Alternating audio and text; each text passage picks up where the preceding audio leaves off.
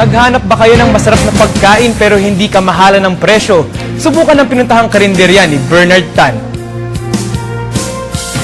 Tumatagaktak pa ang pawis ni Jericho habang nilalantakan ang kanyang paboritong bulalo sa isang karinderya sa kanto ng Tandang Sora at Quirino Highway sa Quezon City.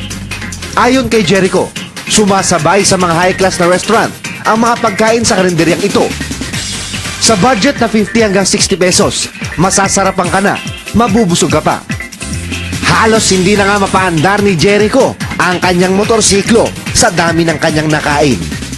Masarap, maraming laman, malinamnam. Pasok sa budget, murang-mura.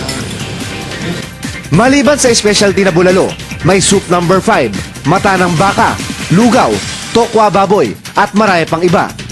Ang kanin nasa 10 piso pero marami na ito at hindi mo na kailangang mag-extra rice. Pwera na lang siguro kung kasing laki rin ng kaha ni Jericho ang inyong katawan. Samantala, para naman sa mga nagtatanong kung ano ang pangalan ng karinderyang ito, kung may telebisyon ng bayan, ito naman ang binansagang Toro-Toro ng Bayan. Pagdating naman sa usapin ng kalinisan, hindi rin magpapahuli ang kainang ito. Ang mga kubyertos nakababad sa mainit na tubig. Ang mga plato naman ilang beses na sinasabon at hinuhugasan matapos gamitin. Katunayan, maging kaming mga taga-media, madalas kumain dito. At dahil mga regular na customer na kami, minsan nakakakuha pa kami ng diskwento. Okay naman yung pagkain, masarap talaga. Para sa telebisyon ng Bayan, Bernard Tan.